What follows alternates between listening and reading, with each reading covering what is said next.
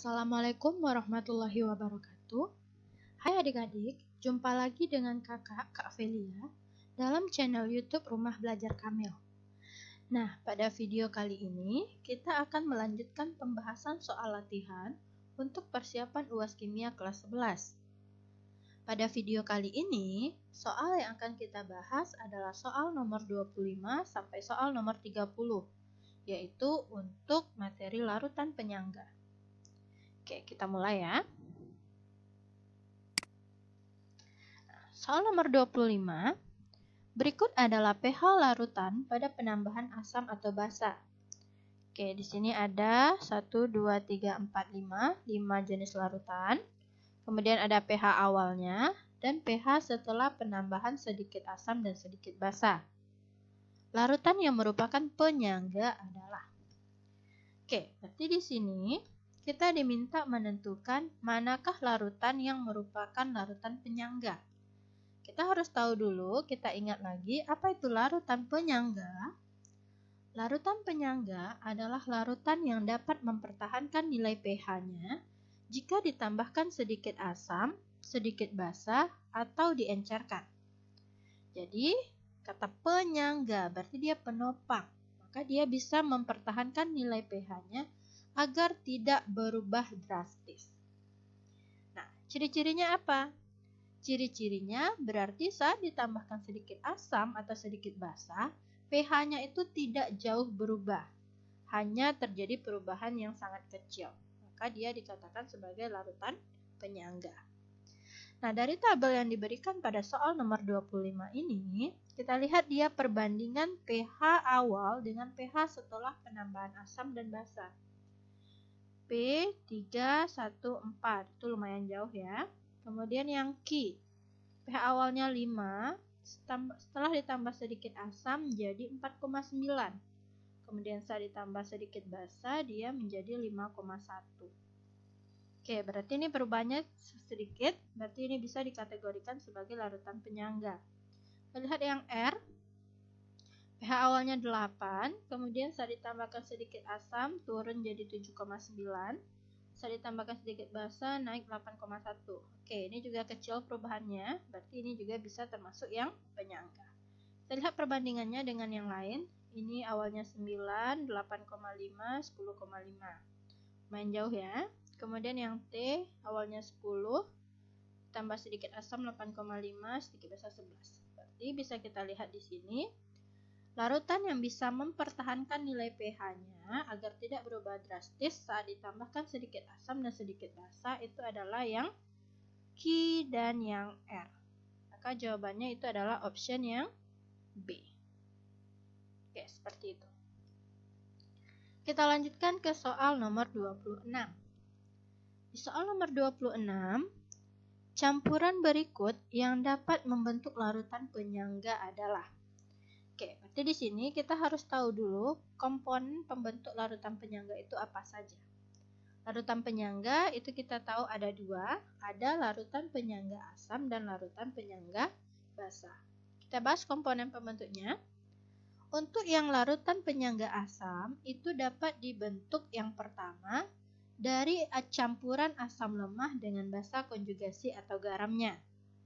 Kemudian yang kedua, bisa dibentuk dari asam lemah dengan basa kuat dengan syarat mol asam lemahnya itu lebih besar atau asam lemahnya bersisa di akhir reaksi. Nah, di sini tinggal kita cek. Ini yang penyangga asam ya, kita selesaikan aja dulu. Yang kedua untuk penyangga basa itu bisa dibentuk dari campuran basa lemah dengan asam konjugasinya atau dengan garamnya. Yang kedua bisa dibentuk dari basa lemah dengan asam kuat dengan syarat yang lemahnya bersisa atau yang lemah molnya lebih besar. Nah, kalau kita udah tahu komponen penyangga asam dan basa, kita tinggal eliminasi yang tidak memenuhi kriteria. Jadi kita lihat yang A, ini ada NaOH, ini adalah basa kuat, HCl asam kuat.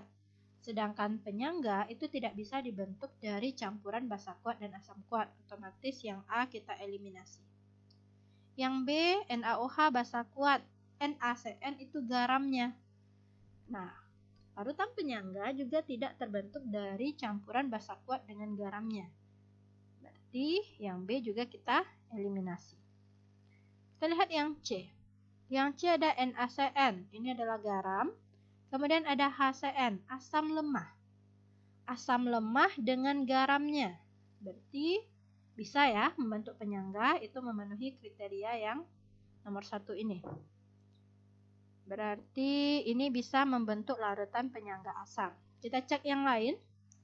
Yang D, NH4OH ini basa lemah, oke, dengan H2SO4, asam kuat. Basa lemah dengan asam kuat bisa membentuk penyangga dengan syarat basa lemahnya bersisa di akhir reaksi atau molnya lebih besar. Nah, di sini kita lihat, kalau kita lihat secara sepintas seperti ini, mungkin kita akan keliru nanti. Kenapa? Karena kita lihat di sini molnya berarti M kali V, 100 ml kali 0,1 berarti 10 milimol. H2SO4 50 kali 0,1 5 milimol. H4OH-nya lebih besar. Ternyata itu salah. Kenapa?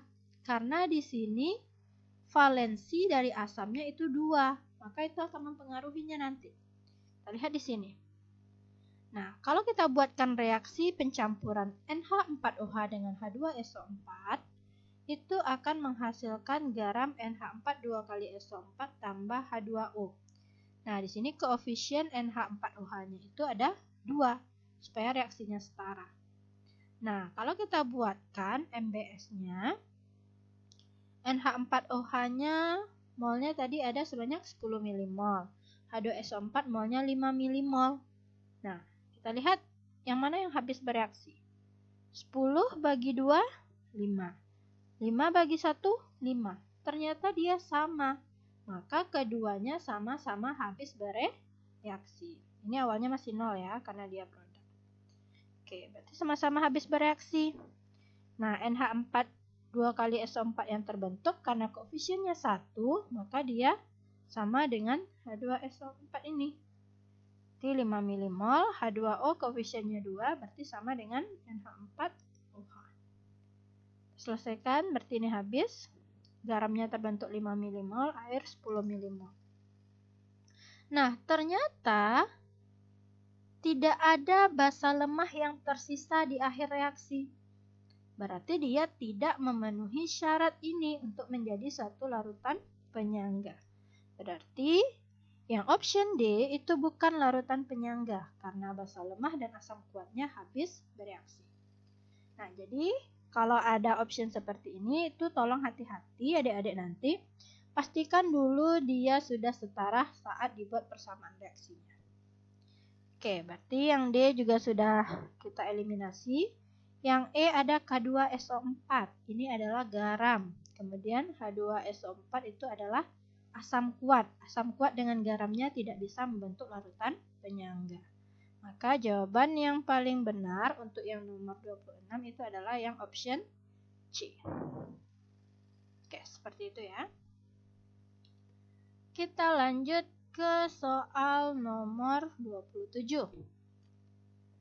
Di soal nomor 27, jika larutan NH4Cl dan NH4OH Kb-nya 10⁻⁵ dicampurkan dengan konsentrasi yang sama, membentuk larutan penyangga dengan pH 8. Perbandingan volume NH4Cl dan NH4OH yang harus dicampurkan adalah.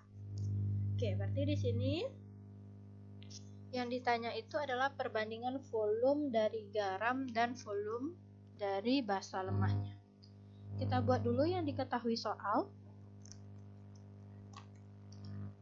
Berarti yang diketahui konsentrasi NH4Cl atau molaritas garam itu sama dengan molaritas NH4OH atau molaritas basanya.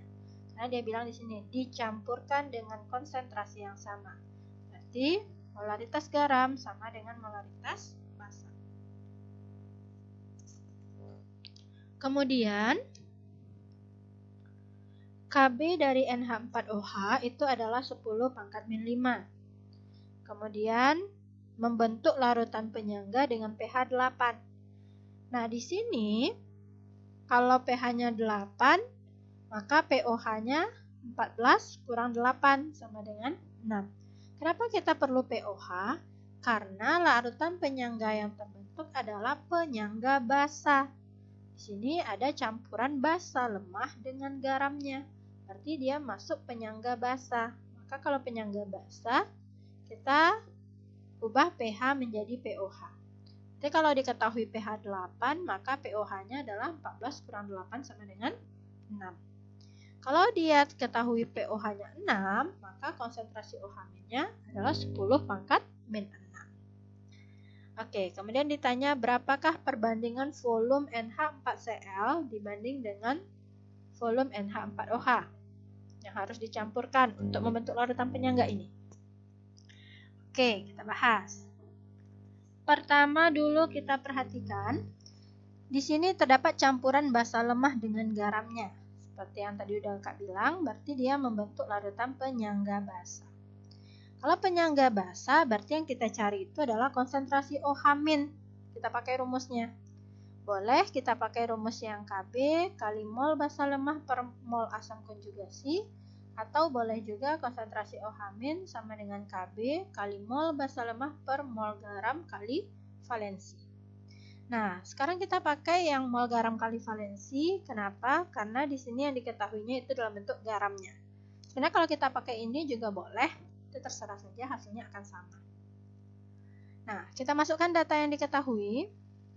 Tadi konsentrasi OH-nya kita peroleh 10 pangkat min 6 ya, karena pOH-nya 6. Kb-nya itu 10 pangkat min 5. Mol basa lemahnya yang ini. Nah, mol itu kan M kali V. Kalau basa berarti kita buat aja MB kali VB. Per mol garam berarti M garam kali V garam kali valensinya 1. Kenapa? Karena NH4Cl itu dia terion menjadi NH4+ tambah Cl-. Yang lemah kan NH4+. Dia koefisiennya 1, berarti valensinya 1. Nah, sekarang di soal dia bilang konsentrasi garam dan konsentrasi basa ini dia sama. Berarti ini bisa kita coret nih. Nah, berarti 10 min 6 dengan 10 min 5 sisa 10. Berarti VG-nya ini naik ke atas. Berarti VG sama dengan 10 VB. Kalau kita buat perbandingan, VG per VB sama dengan 10 banding 1. Maka jawabannya yang benar adalah yang A. Seperti itu. Bisa dipahami ya? Jadi adik-adik perlu diingatkan di sini. Kita lihat dulu dia penyangga yang terbentuk itu penyangga asam atau penyangga basa. Supaya kita bisa menentukan rumus mana yang akan kita pakai. Apakah kita perlu konsentrasi OH+, konsentrasi OH-, atau konsentrasi H+. Oke. Kita lanjutkan ya. Soal nomor 28. Sebanyak X gram HCOONA dengan MR68 dicampur dengan 0,1 mol larutan HCOOH dengan nilai Ka-nya 10 pangkat min 6. Jika pH larutan penyangga yang terbentuk adalah 5, maka nilai X adalah. Oke, berarti di sini dia membentuk penyangga asam ya, campuran dari asam lemah dengan garamnya. Oke, kita buat dulu data yang diketahui soal. MR dari HCOONA itu adalah 68. Kemudian molnya dari HCOOH itu 0,1 mol. Ini yang diberikan soal. Kemudian Ka HCOOH itu ada sebesar 10 pangkat min 6. Kemudian pH larutan penyangganya 5. Karena dia merupakan penyangga asam, maka kita tinggal cari konsentrasi H+-nya. Kalau pH-nya 5, berarti konsentrasi H+-nya 10 pangkat min 5. Kemudian yang ditanya itu adalah nilai X atau massa dari HCOONA atau garamnya. Oke, kita bahas. Di sini terdapat campuran asam lemah dengan garamnya. Asam lemahnya ini HCOOH asam formiat, dengan garamnya HCOONa. Berarti kalau dia campuran asam lemah dengan garamnya, dia akan membentuk penyangga asam. Nah, kalau penyangga asam berarti kita fokusnya ke rumus konsentrasi H+. Konsentrasi H+ itu sama dengan Ka dikali mol asam lemah per mol garam kali valensinya. Kita pakai yang ini aja rumusnya. Nah, di sini kita lihat konsentrasi H+-nya udah ada tadi 10 pangkat min 5. Ka-nya juga ada 10 pangkat min 6. Kemudian mol asam lemah.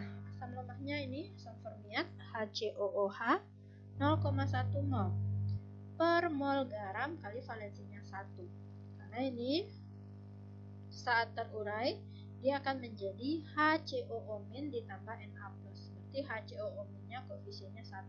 Maka valensinya 1.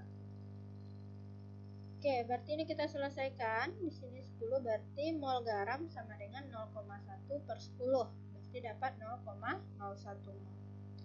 Yang ditanya itu adalah masanya. Berarti kita lihat hubungan rumus mol dengan massa. Mol itu sama dengan massa per ml. Berarti molnya 0,01 mol. Massanya dimisalkan X per ml-nya 68. Maka X sama dengan ini kalikan ke sini berarti 0,01 kali 68, maka dapatlah 0,68 gram. Maka jawaban yang benar untuk soal nomor 28 itu adalah option yang Oke, kita lanjutkan ke soal nomor 29. Ke dalam campuran yang berasal dari 200 ml larutan CH3COOH 0,1 molar dengan nilai Ka-nya 2 kali 10 pangkat min 5 dengan 100 ml larutan CH3COOK 0,2 molar ditambahkan 50 ml larutan KOH 0,1 molar. pH larutan yang terjadi adalah Oke, berarti di sini terdapat campuran CH3COOH dengan CH3COOK. Berarti ini campuran dari asam lemah dengan garamnya. Maka akan membentuk larutan penyangga asam. Kemudian ke dalam larutan penyangga tersebut ditambahkan 50 ml larutan KOH 0,1 molar. Itulah pH yang terjadi. Oke, berarti kita lihat dulu data yang diketahui soal. Ada 200 ml CH3COOH 0,1 molar, nilai Ka-nya 2 kali 10 pangkat min 5. Kemudian ada 100 ml CH3COOK 0,2 molar dan 50 ml KOH 0,1 molar. Yang ditanya berapa pH larutan. Oke, berarti di sini seperti yang kakak bilang tadi, terdapat campuran CH3COOH dan CH3COOK sehingga akan membentuk larutan penyangga asam, yaitu campuran dari asam lemah dengan garamnya. Nah, kemudian ke dalam larutan penyangga asam ini ditambahkan basa kuat KOH. Nah, bagaimana kira-kira nilai pH-nya? Sebelumnya, kita cari dulu berapa mol masing-masing dari senyawa-senyawa ini. Berarti mol CH3COOH itu sama dengan M kali V, sama dengan 0,1 molar dikali 200 ml, dapatlah 20 mmol. Kemudian kita cari juga mol CH3COOK dengan rumus yang sama. M kali V sama dengan 0,2 molar dikali 100 ml, dapat juga 20 mmol. Kemudian mol KOH-nya M kali V sama dengan 0,1 molar dikali 50 ml, dapatlah 5 mmol. Nah, di sini dalam satu larutan penyangga itu kan terbentuk kesetimbangan antara asam lemah dengan basa konjugasinya. Nah, saat ditambahkan basa kuat atau KOH ini, maka KOH ini akan bereaksi dengan asamnya. Maka KOH itu akan bereaksi dengan CH3COOH. Jadi CH3COOH tambah KOH menghasilkan CH3COOK tambah H2O. Nah, di sini mula-mula bereaksi sisanya. Kita lihat ya kesimbangnya. Nah, mula-mula CH3COOH-nya itu ada 20 mmol. Dan CH3COOK juga 20 milimol. Nah, kenapa dia produk kok sudah ada nilai mula-mulanya? Nah, kita lihat lagi. Dia kan awalnya sudah bercampur dengan CH3COOH membentuk satu larutan penyangga dengan molnya 20 milimol dan 20 milimol. Nah, berarti di sini ini kondisi mula-mulanya lagi setelah ditambahkan si KOH ini. Nah, KOH yang ditambahkan itu berapa? Sebanyak 5 milimol. Otomatis yang KOH ini habis bereaksi ya, karena dia kecil. 5/1, 5. 20/1, 20. Maka KOH-nya habis bereaksi. C3COH-nya yang bereaksi juga sebanyak 5 milimol. Sedangkan C3COK yang terbentuk juga 5 milimol. H2O-nya kita abaikan saja. Nah, berarti CH3COH-nya tersisa 15 milimol setelah penambahan KOH. KOH-nya itu sudah habis. Dan C3COK-nya itu bertambah menjadi 25 milimol. Nah, berarti ini mol asam lemahnya 15 milimol. Kemudian mol garamnya itu 25 milimol. Nah, kita lihat lagi, karena dia berupa larutan penyangga asam, maka kita pakainya adalah konsentrasi H+. Di mana rumusnya konsentrasi H+ sama dengan Ka kali mol asam lemah per mol garam dikali valensi. Oke, kita masukkan. Ka-nya itu tadi adalah 2 kali 10 pangkat min 5. Mol asam lemahnya itu sebanyak 15 milimol. Dan mol garamnya itu 25 milimol. Valensinya 1, karena di sini CH3COOH-nya cuma 1 koefisiennya. C3COOK itu akan terion menjadi CH3COO- tambah K+, di mana yang lemahnya itu adalah CH3COO- yang koefisiennya 1, valensinya 1. Berarti ini kita selesaikan. 15/25 bisa kita sederhanakan, 3/5 kali 2 kali 10 pangkat min 5. Dapatlah 1,2 kali 10 pangkat min 5. Cari pH-nya. pH sama dengan min log konsentrasi H+, min log 1,2 kali 10 pangkat min 5. Maka kita dapat pH-nya 5 kurang log 1,2. Oke, berarti jawabannya adalah 5 kurang log 1,2, itu option yang A. Oke, bisa dipahami ya sampai di sini. Berarti di sini konteks yang harus kita perhatikan adalah ada suatu campuran yang membentuk penyangga asam, kemudian ke dalam campuran penyangga tersebut ditambahkan suatu basa kuat. Nah, bagaimana pH yang terbentuk?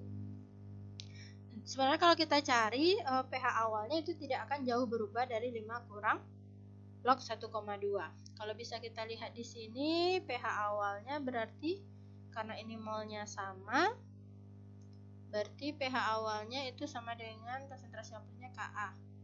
Berarti 5 kurang log 2. Setelah ditambahkan KOH menjadi 5 kurang log 1,2. Oke, bisa dipahami ya. Kita lanjut ke soal nomor 30. Nah, di sini larutan penyangga dalam darah adalah. Sebagaimana kita tahu bahwa dalam tubuh kita itu juga terdapat larutan penyangga yang berfungsi untuk mempertahankan pH dalam tubuh kita. Nah, di dalam tubuh atau dalam tubuh manusia itu terdapat penyangga karbonat yang ada pada darah, dalam darah itu adalah HCO3- dan H2CO3. Kemudian ada juga yang penyangga fosfat yang terdapat dalam cairan intrasel. Itu ada H2PO4- dan HPO4-.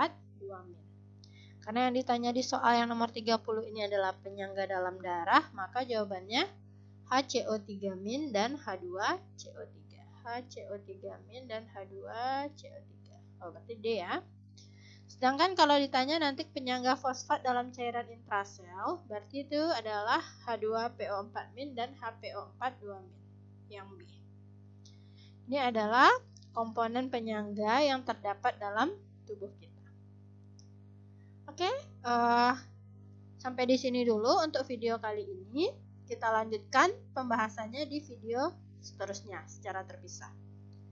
Oke, kakak tutup. Assalamualaikum warahmatullahi wabarakatuh.